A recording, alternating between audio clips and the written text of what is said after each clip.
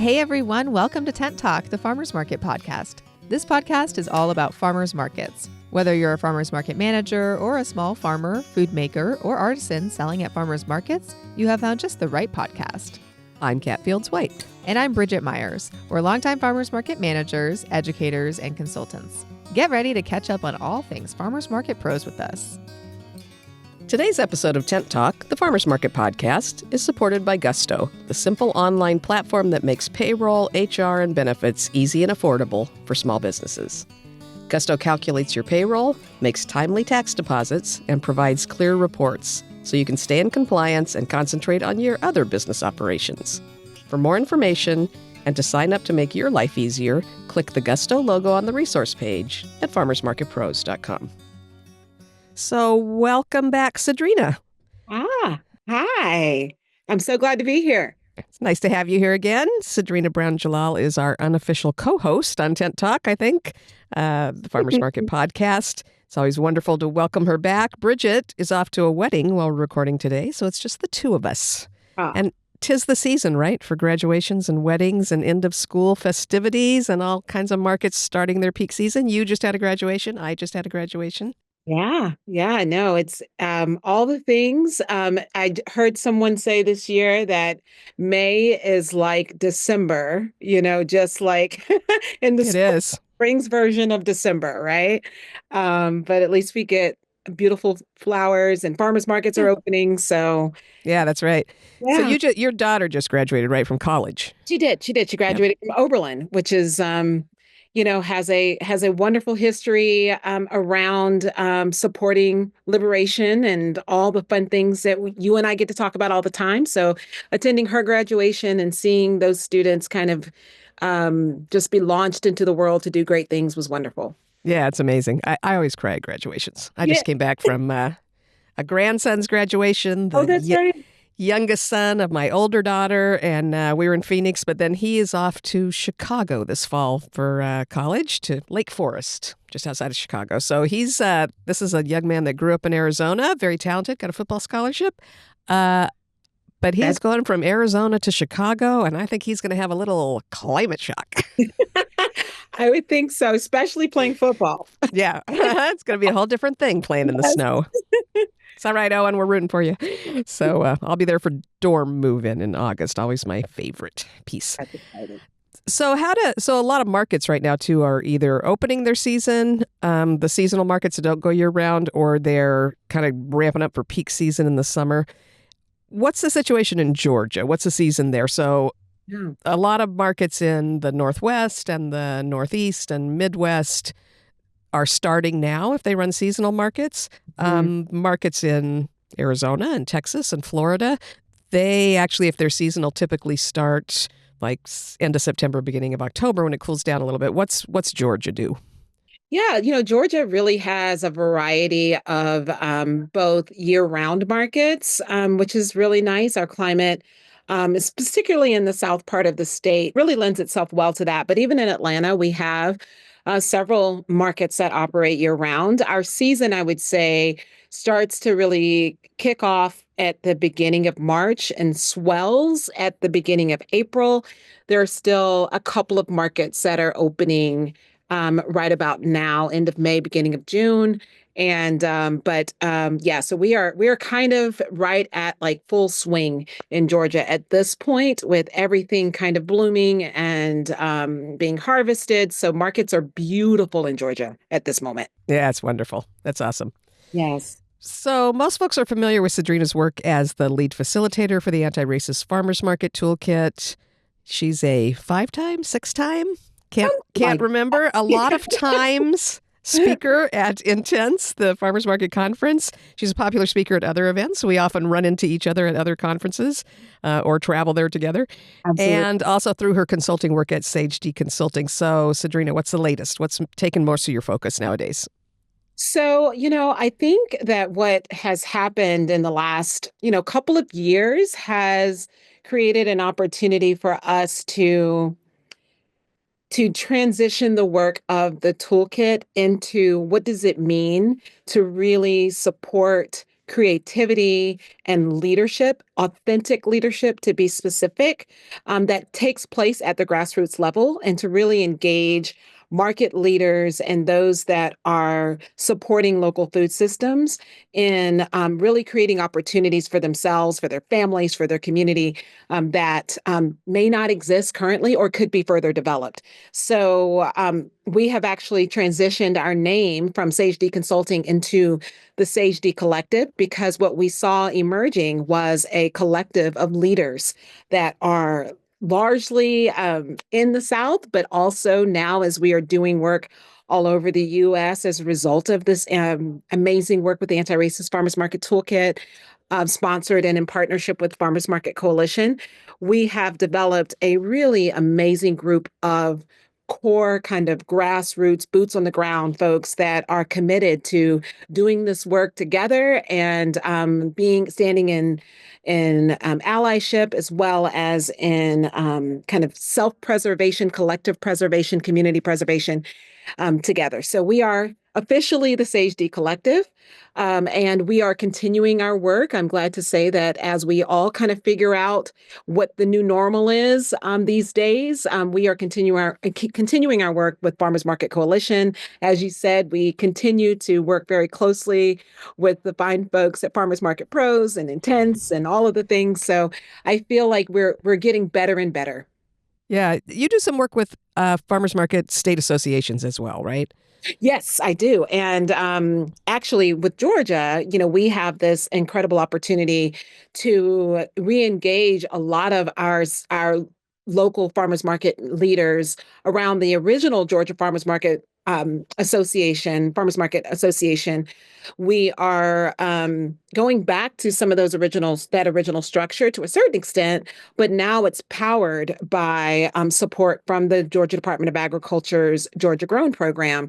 So we're still trying to figure out what that's going to look like, but we are beginning the work of just having conversations in a similar way that we have done a lot of the work that we do, just getting to know what's happening in our state on a market by market basis, but also what are the needs collectively across our state for our growers, as well as folks that really are focused on providing good, healthy, fresh food for their families.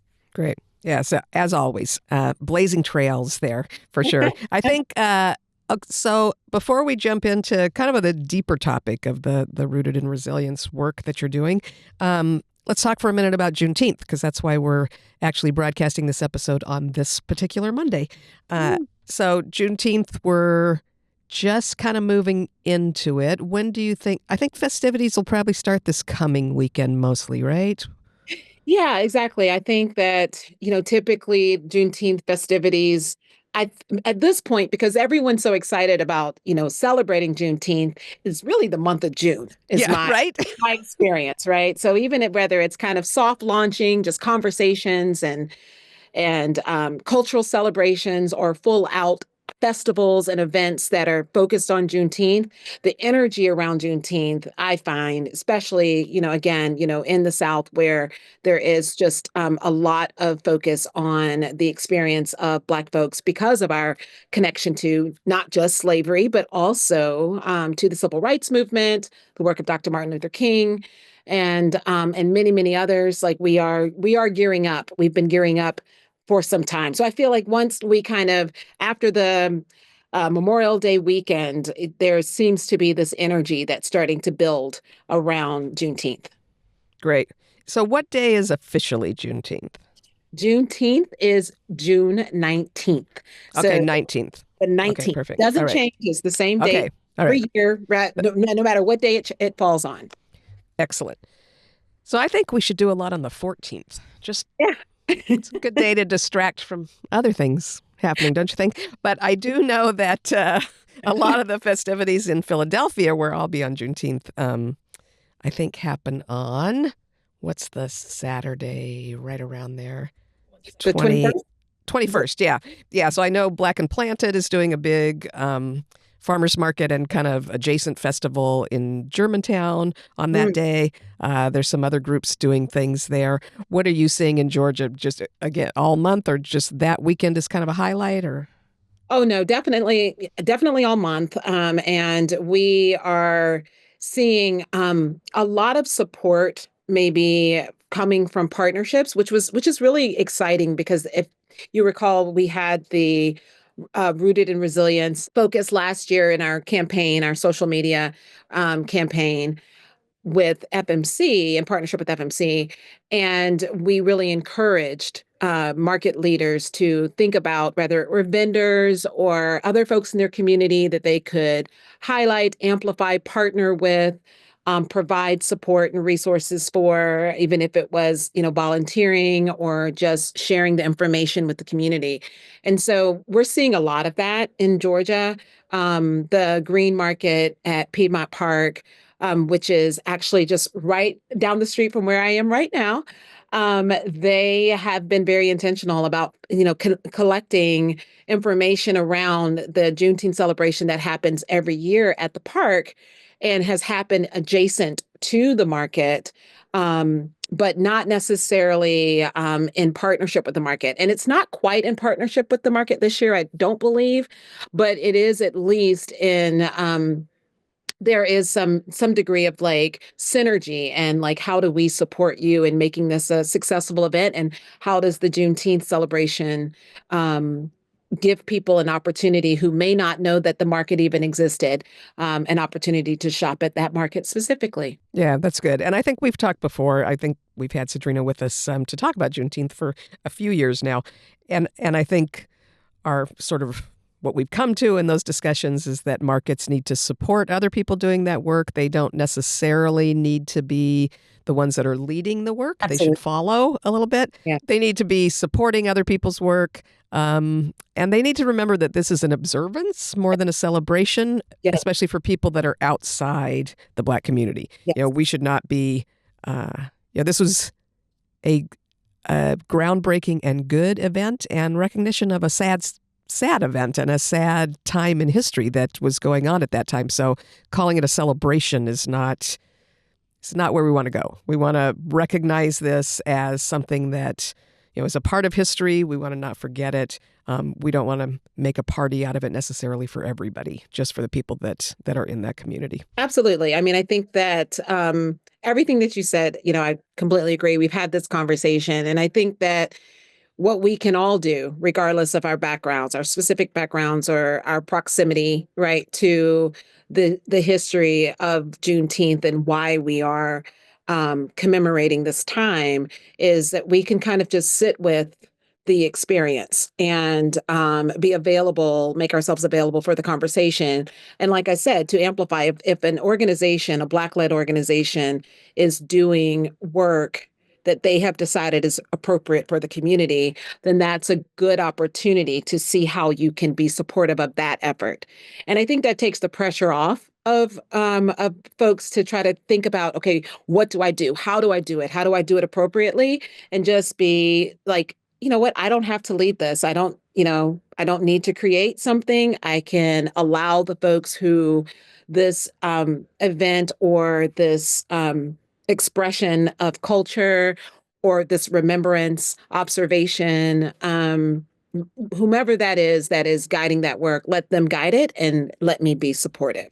And I Right. think that is, to me, one of the greatest opportunities that Juneteenth provides us, because that's just not something that we are very used to in our culture, is finding in new ways of doing things, that are led by of those that are, maybe not necessarily centered often enough. Right, for sure. And it may be even a little bit harder for farmers market managers that like to be in charge. So we will You said it. we will work on ourselves and make ourselves followers in this instance and supporters entirely. So, this month we are talking about building a bigger tent and looking at ways that we can support people that are not getting much support right now and that may be actually under attack by some of what's going on in the world politically and especially what's going on here. So today, as part of that, we're going to talk about Rooted in Resilience, which is work that Sagdrina is doing. So Sagdrina, tell us a little bit about what's the origin of that concept and how you're currently using it to frame and do the work that you're doing. Yeah. Well, and I want to first off, I just want to say that the word resilience, is a little bit sticky, for many Black folks. So I want to just kind of call that out because the idea that we should be expected, or that folks should even celebrate the fact that we've had to endure in this way, I am very much willing to acknowledge that that should not be the focus of um, anyone's focus on Juneteenth or in the work or the ways that Black folks have endured challenges over time. That being said, the reality is that given our Juneteenth focus, we are very much aware, and I honor and I want to draw attention to the fact that the opportunity to acknowledge the hard work and the commitment of Black folks at this time, and the fact that we have figured out, what we say is we've made a way when there was no way, that is something that we can hold dear and that we should be very happy and proud of on our own terms, which is how celebrating Juneteenth in the way that we've discussed is so important. So yes, rooted in resilience, but also on our terms and at our pace. Right. And what do you think that concept means in, we say times like these, kind of capitalized times like these, which are not entirely different from what times have always been here, but it's just moving a little faster and a little more saying the bad things out loud kind of stage. Yeah, I think so. I mean, it's kind of, feet being held to the fire. And it's, we're in times where there is no middle ground. We have to decide, you know, what side of history do we want to be on? And I think that's an opportunity. And what I think is really important to make note of is that times like these for Black and Indigenous people of color, these times are not so different than other times. It's kind of like, you know, same kind of concept, different day, maybe different administration, maybe different areas of focus. But the idea of having to be flexible, nimble, adapt, adjust, create, innovate, these are things that do kind of describe the resilience that the Black community has been rooted in for, well over 100 years. Sure. Yeah, absolutely. I think it's the speed at which things are going and some of the broken recent promises, I think, is what kind of makes it different right now. But basically, it's more of the same, but just in a way being more obvious and unashamed of it or something. It's a very interesting time. Yes, it is. So you, I think, have been talking to the folks at West Georgia Farmers Cooperative. And so you were going to share with us some of the information about what they're doing and how they express this concept, I think. Absolutely. And I love to be in community with the West Georgia Farmers Cooperative. I ran into Amber, the market manager, at the Intense conference, and she and I, it was the first time we had met face to face. But it was such a wonderful opportunity because, here we are in California. We live just a couple of hours away from each other, and we've only been able to chat by phone call or text. But the West Georgia Farmers Cooperative was started in 1966 as a way of addressing, just the direct challenges that African Americans had as it related to land ownership, as well as just making sure that local farmers had kind of a voice in general, and Black farmers specifically. It was originally started in Harris County, Georgia, and therefore it was called the Harris County Farmers Cooperative. It later adopted the West Georgia Farmers Cooperative because it was grew to be much larger than just that one county. So what's really amazing about the West Georgia Farmers Cooperative is that as it grew, it also, that adaptation that I'm talking about and that innovation and really making changes that are responsive to what's happening in the community and the needs for both Black farmers and really the community as a whole is what the West Georgia Farmers Cooperative has been able to kind of be to create programming and opportunities in response to those things. How successful have they been? I know part of their mission is helping Black farmers hold on to land. And Yes. how successful have they been at that? Land ownership by Black farmers has been on the attack for a very, very long, for always, for the history of this country, just about.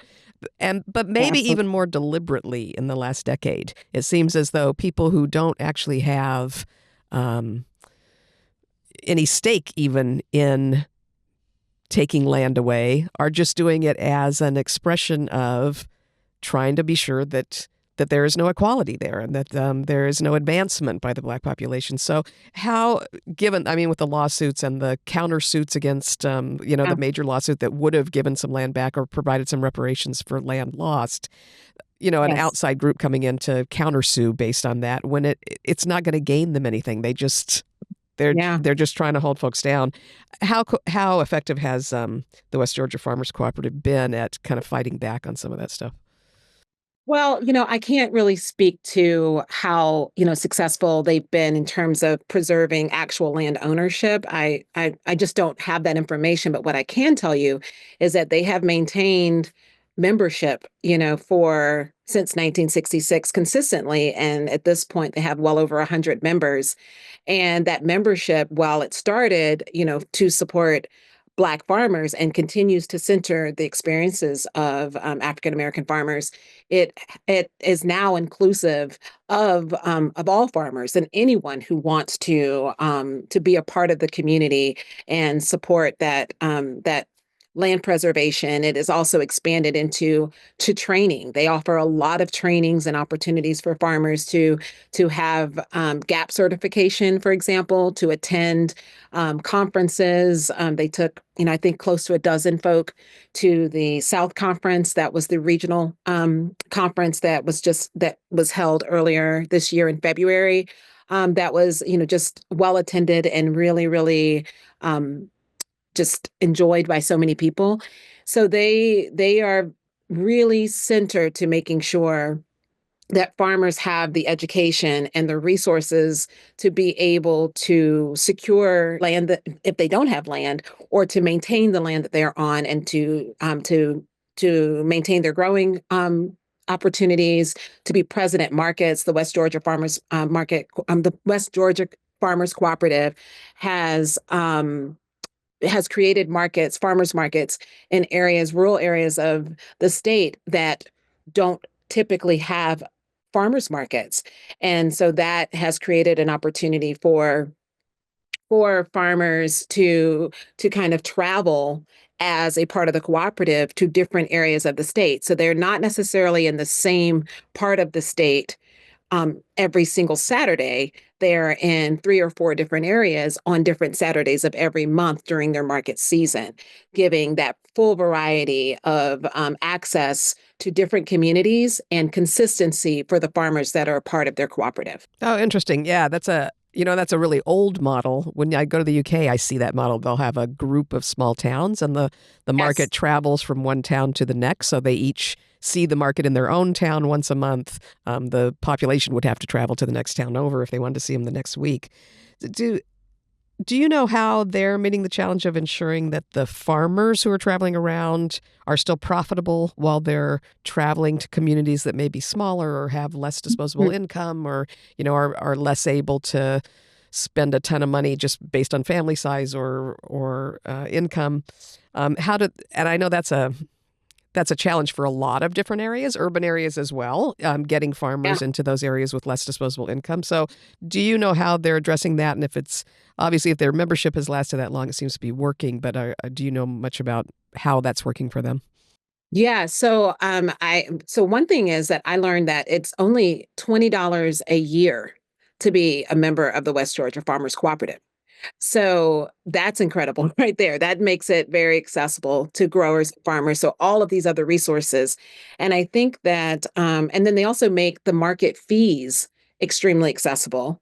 And I think there's some flexibility in terms of participating in markets. Like, I don't think you have to, some markets require that you sign up, for the year and, or you'll lose your slot. I think there's some flexibility there, which allows these growers from rural areas, because the West Georgia Farmers Cooperative has such strong relationships across the state, including major markets like Atlanta.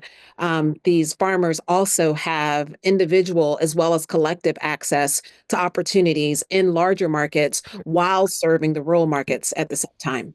Yeah, that's good, and that's a good way to balance it. We see that in really big urban areas too. LA will have very big markets in Hollywood or Santa Monica where there's a lot of disposable income, and farmers participating there then can justify participating in another neighborhood where maybe there's not as much money to go around, but that people have a huge demand for fresh food in those neighborhoods.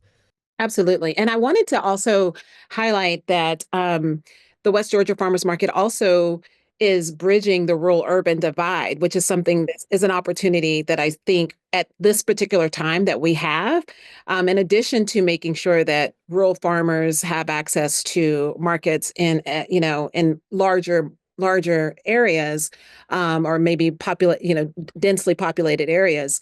They also bring vendors from some of the larger markets, or from the metro Atlanta area, from the Savannah area, into the market. So they have, for example, their first market of the season, they are hosting one of like Atlanta's very beloved creamies. It's an ice cream, plant-based ice cream. It's Atlanta's first 100% plant-based ice cream company, called the Creamy Spot, and it is owned by a Black woman, and it is a market favorite in the city. And she will be at that kickoff session, and it's called Foodtopia. So it's a huge event. They have activities for kids. It's something for the entire family, and they have these really great vendors from all over the state. In addition to the markets that are anchored in that community, which allows for the community to have diversity in products and experiences, as well as the farmers. So it kind of goes both ways, which I think is really special. Yeah, absolutely. I mean, I don't think we think enough or maybe talk enough about how much of the division in this country is a rural-urban divide.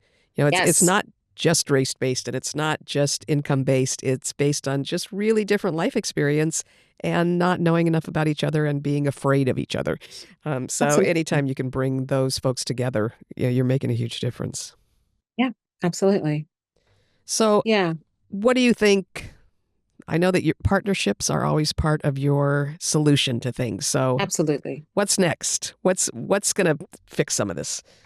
Yeah, well, and I want to, just while we're still kind of talking about West Georgia Farmers Cooperative, I do want to mention that I think a lot of their secret sauce, which I've learned a lot from, my thoughts and methodologies, frameworks, all of those things have come from the wonderful market leaders and growers that I have had the privilege of working alongside, for the last 15 years. And West Georgia Farmers Cooperative is no exception to that. I mean, they partner with every person that they can. And, I will see Eric Simpson, who is, kind of at the helm of the organization. I see him at everything across the state. He has served, if he's not still currently serving on the board of Georgia Organics.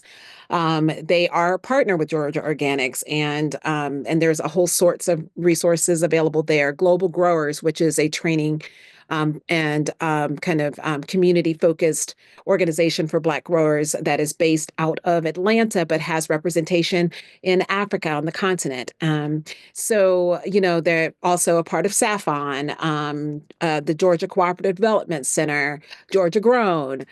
So there's just any number of opportunities for development and growth through partnership. So the weight of serving and supporting the growers and the markets of that region, but also of our state, is balanced. And I think that is the future of this. I think that rather it's looking at federal funding differently, looking at at state funding and state opportunities for partnership, maybe getting out of our bubbles, or and really kind of looking around and seeing, okay, how can we make opportunities available to our neighbors and benefit from their knowledge and share, our resources so that we all grow, so multiple communities benefit.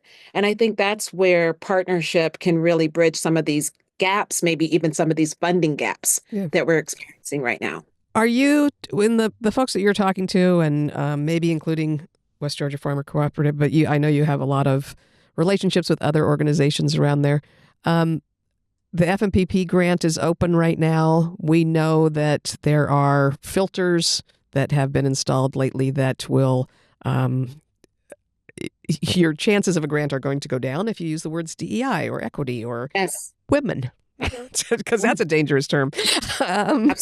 So All sorts of things. a wild assortment of things that they're trying to not fund. Mhm. Are you seeing anybody doing training or exploring ways and sharing those ways of how to frame grant applications around those new standards? Yeah, I know that the New York Times came out with like a list of words to avoid. And then I think there's also, I don't know if it was in the same publication, but there has since been an updated version of like, what do we say? Yeah, How do right. we describe it? And so I think it is as much a pivot as it is just a reframing. Right.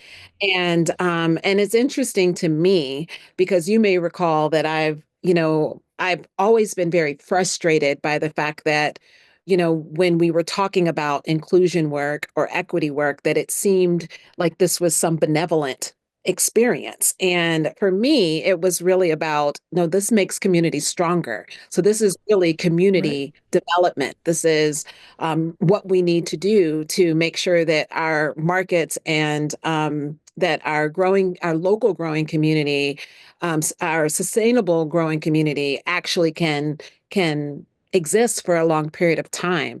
And so diversity just makes sense. If we can call it whatever we want to call it. And Right. at the end of the day, having multiple folks at the table. So I think, what we've been doing, and we've started this long before, the new administration kind of made some changes, is really thinking about leadership style. How do we have a conversation about our different approaches, rather, whatever our backgrounds be, however they might be different, how do we create a space where we can value and respect leadership coming from a variety of spaces, and how does that make us stronger? How are we better together because of that? Yeah, I mean, it's clearly the foolishness of not using the resources of all these people, of all kinds of people, is crazy, and it's certainly not to anybody's benefit. Yeah, I like that. So maybe framing language about leadership style and expansion of roles and that kind of thing, as opposed to using DEI, which is just, it's what we're trying to accomplish, but it's words that are problematic right this minute within certain systems. So Yeah. finding a way to get to that end without tripping over regulations and things that have been added. I think it's just more so like, what is the end result? Exactly. What is it Yeah. we're trying to accomplish? You know what I'm saying? And how do we get there? How do we best get there now? Right. How do we get there soon? And sooner versus later Sure. is what we need to be paying attention to, as opposed to worrying or fussing and arguing about the ridiculousness of having to use this word or that word. Right. And so to me, it's always been, the end result has always been about strengthening communities and amplifying amazing work that does not get the attention that it deserves. And really, which means that we're not benefiting from it. We're not learning from it. We're not multiplying the impact. So for me, it's not very different than what we've allowed the work of the Anti-Racist Farmers Market Toolkit that we started with FMC. We're just letting it evolve. And so this feels like a natural evolution for me in many ways. I don't watch the news. Yeah. I stay as informed as I need to, but I realize that if I just kind of stay focused on my actual my actual goals and on the essence of the movements that have always been there. My father was a civil rights leader and civil rights attorney, and whether he was fighting in Vietnam or integrating public schools in Savannah, Georgia, and Chatham County, or fighting in the courtroom, his desire, right, for equity and inclusion and diversity was the same. Yeah. And we just need to keep it going and not worry Yeah. about those details. I think the other thing we're all looking at is based on the idea that funds can be capriciously cut off with Yeah. no notice, and after you've spent money that was promised to be reimbursed and that kind of thing. Is I think one of the things we're focusing on in terms of getting out to our followers and things that we'll be talking about at Intense next year and such is other ways that you can fund markets and work, and ways to make your work reasonably generate income to everybody involved doing the work so that they can all get paid without relying on federal funds. At least on an Absolutely. ongoing basis. I think those funds, they're there, and why not use them for good things like farmers markets and food equity rather than using them on more nefarious ends. But Yes, yes. yeah, so it's good to draw on those for special projects and that kind of thing. But I think we're all sort of thinking about how we convince people to not put their eggs in that basket in terms of a day-to-day survival and profitability and compensation for the people doing the work on an ongoing basis. Yeah, absolutely. And I also want to say, and I actually was in a meeting with a funder that funds some of the work that I do. And it was a very large funder. And one of their advices for those of us that are doing, work that has been put in the equity bucket in the past is that we should start having conversations with smaller foundations. Mm-hmm.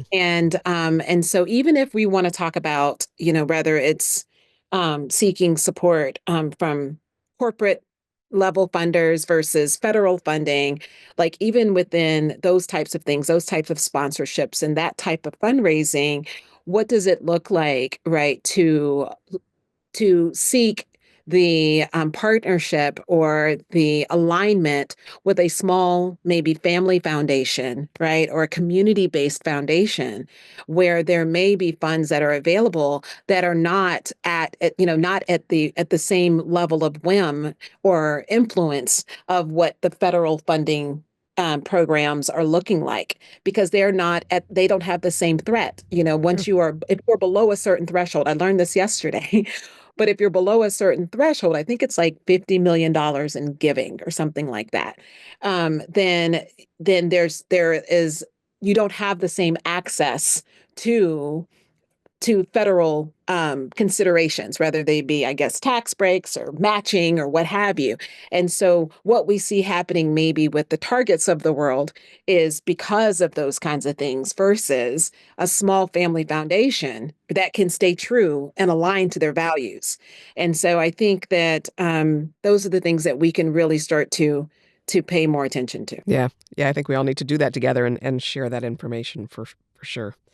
So, what are your thoughts on how other organizations can use the WGFC's experience and models to kind of nurture farmers and farmers markets and communities? Yeah, I think it's really staying again, make good use of the resources that you have. And of course, the resource that farmers markets have more than anything are people and relationships.